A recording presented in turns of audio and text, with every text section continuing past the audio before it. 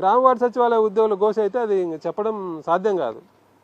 వాళ్ళు regular duty వాళ్ళు చేయాలి. ఇంటింటికి వెళ్ళి పెన్షన్ పంచాలి, ఇంటింటికి వెళ్ళి మంచి ప్రభుత్వాన్ని పోస్టర్ అందించాలి, ఇంటింటికి వెళ్ళి వాట్సాప్ గవర్నమెంట్స్ మీద ప్రచారం చేయాలి. వాలంటీర్ల పని అంతా వీళ్ళే చేయాలి. రోజుకొక సర్వే చేయాలి. ఏదైనా పండగ జాతర ఉంటే ఆ ఏరియాలో బాత్రూమ్ల దగ్గర కాపలా, పార్కింగ్ దగ్గర కాపలా. ఇంత ఘోరమా? ఇంత శ్రమ దోపిడా? పండగలు జాతరలు ఈ 5 ఏళ్లలో సచివాలయ ఉద్యోగులు వచ్చి 6 సంవత్సరాలు అయింది. ఇన్నేళ్ళు ఎక్కడ పండగలు జాతర జరగలేదా? గతంలో ఎప్పుడూ లేని ఇప్పుడే ఎందుకు సచివాలయ ఉద్యోగులను బాత్రూమ్ దగ్గర క్లీనింగ్, పార్కుల దగ్గర పార్కింగ్ దగ్గర ఎందుకు పెడుతున్నారు? అంత అలుసుగా ఉన్నారు సచివాలయ ఉద్యోగులు. ఇష్టం అంటే సచివాలయ ఉద్యోగులతో ఏ పనైనా చేసుకోవచ్చని ప్రభుత్వం అనుకుంటుందా? రాజుల కాలంలో బానిసలతో కూడా ఇంత చాకరీ చేయిస్తున్నారు. అంత ఘోరంగా, అంత నీచమైన పనులు, అంత ఘోరమైన పనులు సచివాలయ ఉద్యోగులు చెప్తున్నారు ప్రభుత్వం. మరి నిజంగా సచివాలయ ఉద్యోగుల విషయంలో అయితే చాలా బాధాకరం. వాళ్ళని వాడుకున్న తీరు కానీ, వాళ్ళ పెట్టే ఇబ్బంది కానీ, వాళ్ళని పెట్టే టార్చర్ కానీ, వాళ్ళని పెట్టే టార్గెట్లు కానీ ఏదైనా కూడా ఈ ఒత్తిడి తట్టుకోలేకే సచివాలయ ఉద్యోగులు ఈ ప్రభుత్వం వచ్చిన 2 నెలల్లో దాదాపు 80 మంది సచివాలయ ఉద్యోగులు ఆత్మహత్య చేసుకోవడం కానీ, హార్ట్ అటాక్ రావడం కానీ, బ్రెయిన్ స్ట్రోక్ రావడం కానీ, ఈ రకంగా 80 మంది ఉద్యోగులు చనిపోయినారు. అంటే సచివాలయ ఉద్యోగులు అంటే వాళ్ళు వచ్చిందే 2019లో. అంటే వాళ్ళు మ్యాక్సిమం 30 నుంచి 35-40 ఏళ్ళ లోపల వాళ్ళే ఉంటారు. ఇంత చిన్న వయసు ఉద్యోగులు హార్ట్ అటాక్, బ్రెయిన్ స్ట్రోక్కు గురయ్యి నెలలో 3-4. మొన్న ఈ మధ్య అయితే 2 రోజులు 5 మంది చనిపోయినారు. ఇంత ఘోరంగా చనిపోతున్నా కూడా ప్రభుత్వం ఏ రోజు స్పందించలే. ఏంటి వాళ్ళ బాధ ఏంటి, వాళ్ళు ఎందుకు ఇంత ఇబ్బంది పడుతున్నారు అనే ఆలోచన కూడా ప్రభుత్వం ఎప్పుడూ ఎక్కడ చేయకపోగా మళ్ళీ వాళ్ళ మీద ప్రజలు పెంచే పని. మనం ఇప్పుడు ఇందాక చెప్పుకున్నట్టు ఇన్ని రకాల పనులు చేస్తానా వాళ్ళు సచివాలయం పోతే సచివాలయం ఉండలేదని కొన్ని పనికిమాలిన పత్రికలు, పనికిమాలిన ఛానళ్ళు ఏదో పేపర్లో రాయడం, అది చూసి ప్రభుత్వం మళ్ళీ వాళ్ళ మీద తనిఖీలకు వెళ్ళండి, ఇన్స్పెక్షన్కి వెళ్ళండి అని చెప్పి ఈరోజు ఈ మధ్య ప్రభుత్వం ఒక 2-3 రోజుల కిందట ఒక ఇన్స్ట్రక్షన్ ఇచ్చింది. సచివాలయాలపై కలెక్టర్లు, జాయింట్ కలెక్టర్లు, ఎంపీడీఓలు, మున్సిపల్ కమిషనర్ అందరూ పోయి సచివాలయాల్లో రోజు తనిఖీలు చేయండి అని. ఏం సచివాలయాలు ఏముంటుంది ఈ తనిఖీ చేయడానికి? వాళ్ళు సచివాలయం ఉండనిచ్చే కదా వాళ్ళని తనిఖీ చేయడానికి. రోజుకొక సర్వే, రోజుకొక బిఎల్ఓ డ్యూటీ, రోజుకొక ప్రచార కార్యక్రమం, జీఎస్టీ తగ్గిందని ఇంటింటికి వెళ్ళి ప్రచారం చేయించడం. ఈ రకంగా అన్ని మీరు వాళ్ళు ఎప్పుడు ఊర్లలో తరుముతుంటే సచివాలయంలో ఎవరు ఉంటారు మీరు పోయి ఇన్స్పెక్షన్ చేయడానికి? మీరు పోయి ఇన్స్పెక్షన్ చేయనప్పుడు ఎవరు సచివాలయంలో లేరని చెప్పి మళ్ళీ దానికి ఒక సోకారాజు ఇవ్వడం, దాన్ని మళ్ళీ సస్పెన్షన్ చేయడం. ఇట్లా సచివాలయ ఉద్యోగులు ఇబ్బంది పెట్టడానికి తనిఖీలు తప్ప మీరు సాధించేది ఏమి తనిఖీలు చేసి? ఇంత ఇబ్బంది పెట్టడం, సచివాలయ ఉద్యోగులనే ఇంత ఇబ్బంది పెట్టడం అనేది ప్రభుత్వానికి మంచిది కాదు. అసలు వాళ్ళకి ఎంత టార్చర్ ఉందంటే, నేను ఒక చిన్న ఉదాహరణ చెప్తా సచివాలయ ఉద్యోగులకు. కడప జిల్లా వేంపల్లిలో ఒక సచివాలయ ఉద్యోగి ఒక ఇంటికి యూనిఫైడ్ ఫ్యామిలీ సర్వే కోసమని ఒక ఇంటికి వెళ్ళిండు. ఆ ఇంటికి 5 సార్లు వెళ్ళిండంట. వాళ్ళు ఏమంటున్నారు, మాకు పని ఉంది ఈరోజు కాదుపో రేపు రాపో అని. అంటే ఇన్నిసార్లు పోతే రాకపోతే ఆ ఉద్యోగి కొద్దిగా చిరాకు పడి, నేను 5 సార్లు వచ్చినామా మీ ఇంటికి, మీరు చెప్పడం లేదు, నేను మీ ఇంటికి రాను, మీరే సచివాలయానికి వచ్చి మీ వివరాలు చెప్పండి అని ఒక్క మాట అన్నాడు ఉద్యోగి.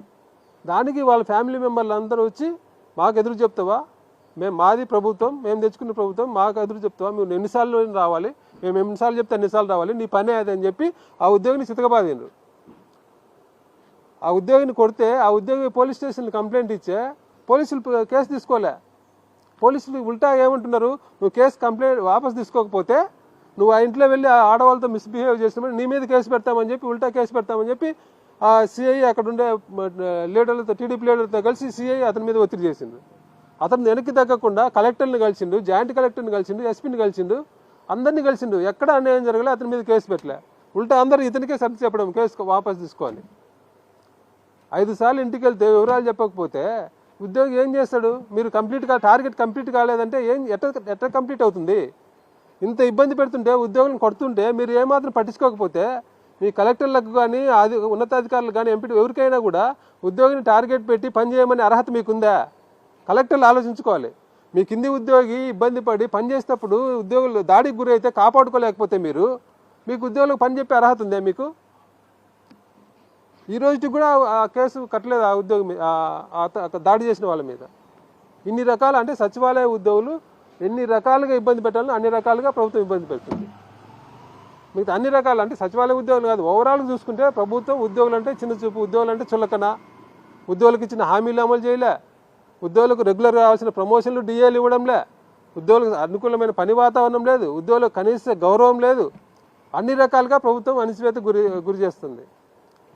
మేము కూడా ఎదురు చూసినాం, ప్రభుత్వం వచ్చినా కొన్ని రోజులు కుదురుకోవాలే, కొద్ది ఆర్థికంగా స్టెబిలైజ్ అవ్వాలా, మాకు రావాల్సిన ఇస్తారు, ఉద్యోగుల పట్ల సానుకూలంగా స్పందించడానికి ఇన్ని రోజులు 2 ఏళ్ళు ఎదురు చూసినాం. కానీ ప్రభుత్వంలో ఏమాత్రం చలనం లేదు, ప్రభుత్వంలో ఏమాత్రం స్పందన లేదు. ఉద్యోగులు అనగదొక్కే కార్యక్రమాలు పెంచుతుంది తప్ప ఉద్యోగులకు మంచి చేసే కార్యక్రమం పట్ల ప్రభుత్వం ఏమాత్రం దృష్టి పెట్టడంలో, ఆలోచన చేయడంలే.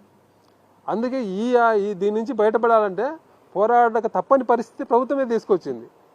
ఈ అణిచివేత నుంచి, ఈ అన్యాయం నుంచి బయటపడాలంటే ఉద్యోగులు పోరాడక తప్పని పరిస్థితిని ప్రభుత్వం కల్పించింది. కాబట్టి ఉద్యోగులందరూ కూడా విజ్ఞప్తి చేస్తున్నా, మనం ఇలాగే ఉంటే మరింత అనగదొక్కపడతాం, మరింత అన్యాయానికి గురవుతాం తప్ప మనకు మంచి జరగదు. మనం రోడ్డు మీదకి వచ్చి పోరాటం చేసి ప్రభుత్వం మెడలు ఉంచకపోతే మనం మరింత నష్టపోతాం. కాబట్టి పోరాటానికి సిద్ధంగా ఉండాలని చెప్పి ఉద్యోగులందరికీ మీ ద్వారా విజ్ఞప్తి చేస్తున్నా.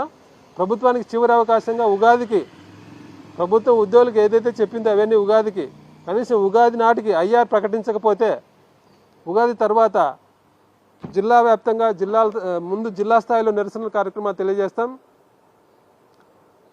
ముందుగా అనంతపురం నుంచి మొదలుకొని అన్ని జిల్లాలు కలిపి జిల్లా స్థాయిలో కార్యక్రమాలు, జిల్లా స్థాయి నిరసనలు తెలిపి అప్పటికి కూడా ప్రభుత్వం స్పందించకపోతే రాష్ట్ర స్థాయిలో విజయవాడలో మహాధర్నా ఏర్పాటు చేసి ప్రభుత్వం దిగి వచ్చేదాకా పోరాటం మొదలు పెడతాం. పోరాడాల్సిన సమయం వచ్చింది, పోరాటం మొదలు పెడుతున్నామని చెప్పడానికి మేము ఈ సమావేశం ఏర్పాటు చేసినాం. ప్రభుత్వం అయినా ఇప్పటికైనా మేల్కొని కళ్ళు తెరిచి ఉద్యోగుల పట్ల చూసి ఉద్యోగులకు ఇవ్వాల్సిన ఏదైతే హామీలు ఇచ్చినా హామీలు అమలు చేయాలి. ముఖ్యంగా ఉగాది నాటికి పిఆర్సీ కమిషన్ అపాయింట్ చేయడంతో పాటు ఐఆర్ ప్రకటించకపోతే ఏప్రిల్ నుంచి ఉద్యమం చేస్తామని చెప్పి తెలియజెప్పడానికి ఈ సమావేశం. ఉద్యోగులకు కూడా విజ్ఞప్తి చేస్తున్నా, మనం 2 సంవత్సరాలు ఓపిక పట్టినాం, ఎదురు చూసినాం, ప్రభుత్వానికి సమయం ఇచ్చినాం, ప్రభుత్వంలో ఎలాంటి చలనం లేదు. కాబట్టి మనందరం కలిసి పోరాడితేనే సాధించుకోగలుగుతాం. సంఘాలుగా కాకుండా మేము గతంలో పిఆర్సీలు అన్యాయం జరిగినప్పుడు ఏ రకంగా అయితే అందరం కలిసి పోరాడినామో ఇప్పుడు కూడా అందరం కలిసి పోరాడడానికి కూడా మేము సిద్ధం. మిగతా సంఘాలు కూడా ముందుకు వచ్చి వాళ్ళ నాయకత్వం తీసుకుంటే వాళ్ళ నాయకత్వంలో మేము వెనక నడిచి వాళ్ళకు సహకరించి పోరాటాన్ని ముందుకు తీసుకురావడానికైనా మేము సిద్ధం. కాబట్టి నాయకులు ముందుకు వచ్చిన రాయకపోయినా ఉద్యోగులందరూ ఆలోచించి మేము చేసే పోరాటానికి మద్దతు ఇవ్వాలని చెప్పి మీ ద్వారా తెలియజేసుకుంటున్నా. ఉగాదికి ప్రభుత్వం స్పందించకపోతే ఖచ్చితంగా ఉద్యమం చేస్తాం. అనంతపురంలో ఏప్రిల్లో అనంతపురం నుంచి ఈ జిల్లా స్థాయి నిరసన కార్యక్రమం మొదలు పెడతామని తెలియజేసుకుంటున్నా. దీనికి అందరూ ఉద్యోగులందరూ సహకరించాలని చెప్పి మీ ద్వారా కోరుతున్నా. Thank you very much. Okay.